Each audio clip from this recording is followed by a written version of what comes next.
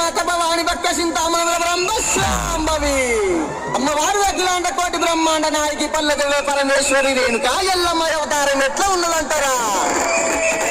శివునికి చిన్న బిడ్డ శివునెల్లి మాత గౌతుని కొడలు గంభీరవాణి గౌలాడి బిడ్డ గలసాని ఎల్లమ్మ మట్టేడు మావరాల రేణుక ఎల్లమ్మ ఎట్లా బయలుతున్నదంటారా?